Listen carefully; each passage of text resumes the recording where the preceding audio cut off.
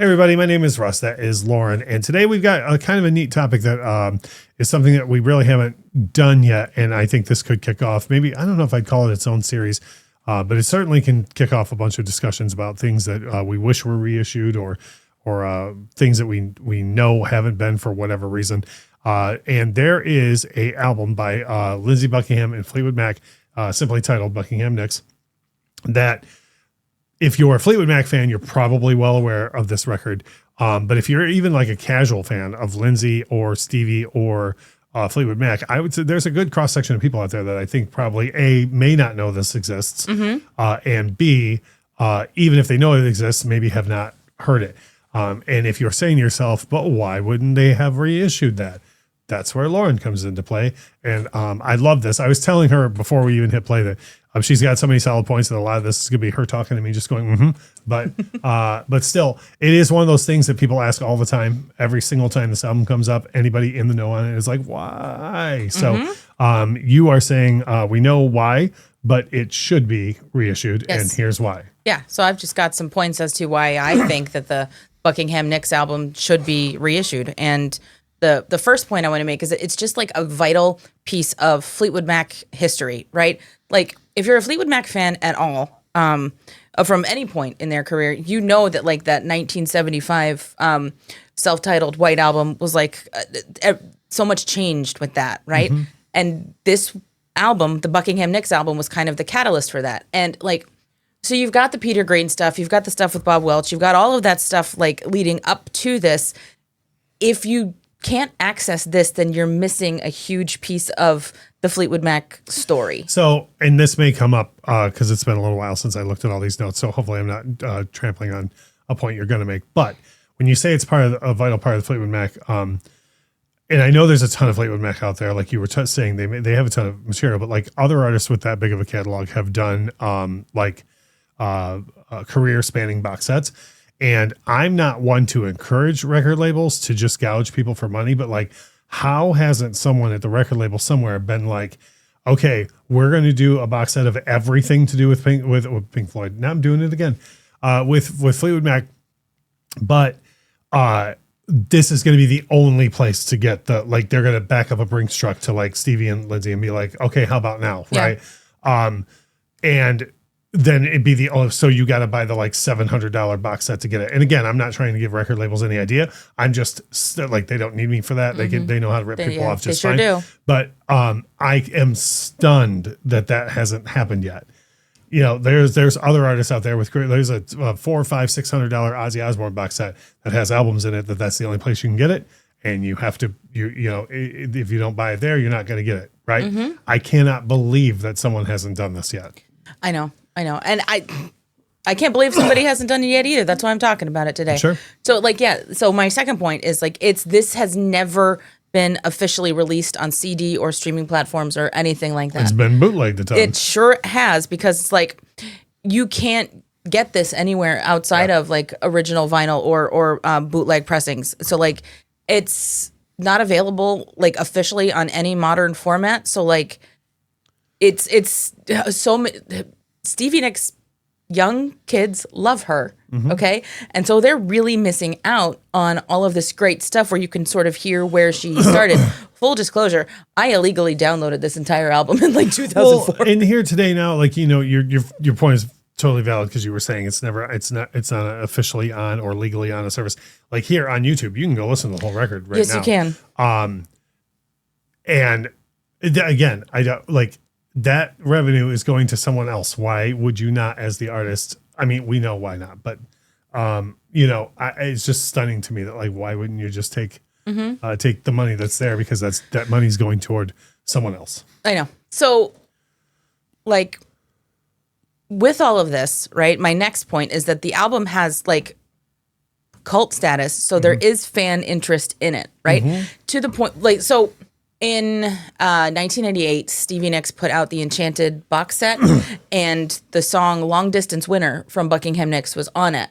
So that was the first time I heard anything off of Buckingham Nicks, and I was blown away, because, you love Stevie Nicks and you're like, where did this come from? This is new. I've never heard this before, right? But like she on her 24 Karat Gold tour performed Crying in the Night off of this album, and Frozen Love, everybody, you know, everybody kind of in this circle absolutely knows and loves, and it's like there are songs that could be born again, much like Landslide was born again. Or Silver Springs. Silver Springs was born again, and Landslide had a resurgence with the dance, right? That's so fair. These songs can come back and people can latch onto them because there is a timelessness to it. And like, seriously, people would absolutely pay for like liner notes and like archival like pictures from this time of these two. Because all you really have is that infamous cover picture. Well, I think at this point you're asking entirely too much of I might be. one of the two people. Maybe. I'm not going to get into naming names, but the male of the two, I think is the person that you're asking too much of. I probably am. Yeah.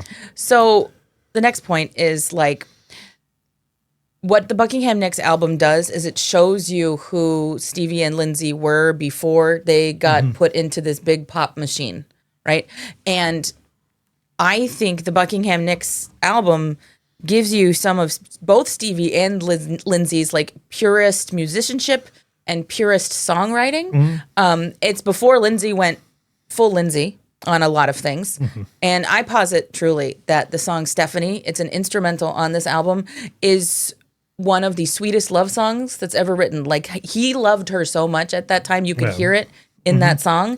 And I feel like there's just something so incredibly heartwarming about the entirety of this album that makes you look at both of them differently because you're like, I agree. They were just such a beautiful thing at this time, and then they got sucked into Fleetwood Mac. And that's the thing. This is really the point that I want to tack as much as I'm going to onto something, and that is, and don't get me wrong, I totally understand the people who were into Fleetwood Mac like before, you know, with Bob and Peter, very much from 75 on have that whole him and that girl ruined my Fleetwood Mac because it's a whole different beast, right? But I would also argue that Lindsey and Stevie were also changed by Fleetwood Mac. Like, I don't think that they came in. Like, first of all, it's the new guy and his girlfriend who only got hired because he said, right? They did not come in and go, and you're also going to do Dreams. Or I know that's on Rumors, but you know what I'm saying. Yes.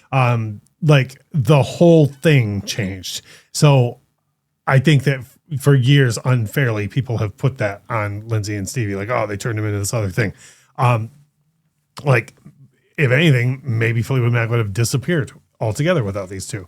But when, like, to your point, to bring it back full circle, if you listen to this record, you hear that it all wasn't just because it was recorded in Sound City famously. So it doesn't sound just like Rumors. It doesn't sound just like the self-titled record. It sounds like its own thing, and their sound was changed when they went to Fleetwood Mac as well. Absolutely. So, yeah. And that actually is a beautiful segue to my last point, is that like this is a piece of Southern California rock history in a way that nothing either of them did after this feels like. Just like Catalina Breeze. Yes. Just like, but, you know, famously by the Blue Jean Committee. Right. But yeah. Yes. But yeah, no, this record, very much, I couldn't agree more. Like, when you hear this, you can hear Sound City. Like, you can hear the brown carpet, the terrible walls, the magnificent sounding drum room, which was the only saving grace of the place.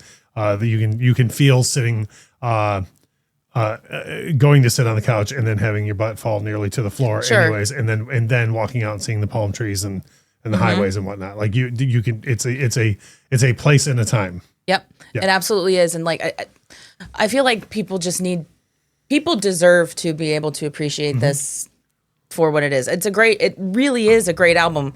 And, you know, so those are my points. when you get to the closing point here, you have those points, but, you know, if anything, Lindsey Buckingham and Stevie Nicks are famous for getting along very well, over several decades to this day. Yeah. To this day. Even. Yeah. They have their whole line of Christmas cards and everything, you know.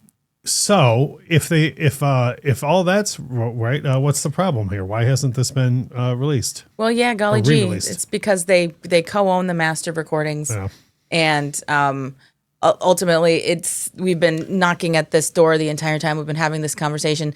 Stevie and Lindsey need to agree and align on this, and which which they are famously They're unable to do. Yes, they're famously unable to do. So I think the biggest thing I can equate this to, and you and I have had this conversation many times, is like I hate that I'm excited about this, but I just recently got excited over the past year when Pink Floyd sold their rights to everything, because now Dave and Roger can't stop me anymore from enjoying Pink Floyd, because Dave doesn't want Roger to get any of the glory. Roger doesn't want Dave to get any of the glory.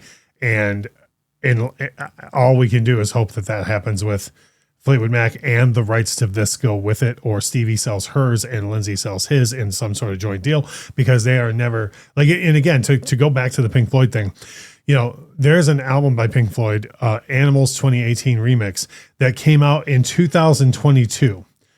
And it's literally legally titled Animals 2018 Mix, and it's on the hype sticker and everything. But it came out 4 years late because nothing to do with the album. Roger or Dave didn't like a piece that was included with the album praising like Roger's work on the album. And it's like, well, yeah, then you should totally make all of us sit back and not, like, you know, and I bet that's the thing. Either they're going to have to do a straight reissue as it is, which who knows if even Stevie would want to sign off on the cover photo even anymore or whatever. Or it would have to be a complete overhaul. And if you don't think both of them and her too are going to look at every single inch of that and everything needs to be approved, you're high, you know? So at this point, I think that's our only hope. No, I know. And trust me, I know that. And this was, I have a very small platform, and I felt very strongly compelled to speak out about this issue. Mm-hmm. So I have chosen now to do it and say, like, you know, I would not, you know, encourage anybody to find music outside your, you know, conventional. I would never tell someone to open another tab, type in youtube.com and just type in Buckingham Nicks, and then see a play. Like, I would never tell someone to do that. Right. But they could. They absolutely could. Like, I can't stop them from doing that. Right. Right. You know, so anyway, please reissue Buckingham Nicks. Thank you. Right. If you have something you're passionate about like this, or if this record is something you're passionate about, drop a comment, let us know. If we have wildly offended you with our statements either way about either Stevie or Lindsey, that's fine. Just you hopefully you can see we're being good natured about it. You're more than welcome to have a discussion with us in the comments. But if you say something all jerky and you insult us, I'm just going to delete it. No one's ever going to know you exist. So you just have to like stay in your mom's basement all mad. But instead, let's have a discussion between all of us about what you think of this record, why you would like it reissued, or if you've ever even heard it. What you think of it. And I do think we're going to revisit this with other albums in the future. It'll be fun to see. I would love to see all of these type of videos that we're going to do age like milk. Like, I would love by the time this even comes out, I would love there to be a press release that's like, hey, this is happening. And then in the description, I got to be like, we did not know that this was happening at that time. Yeah, I know, right? Like, I just got goosebumps thinking about it. I would love that type of thing to happen someday. So in anyways, if you enjoyed this video in any way, shape, or form, please hit the like button. At least that's free and you can help us out. That is Lauren. My name is Russ. Thank you so much for watching.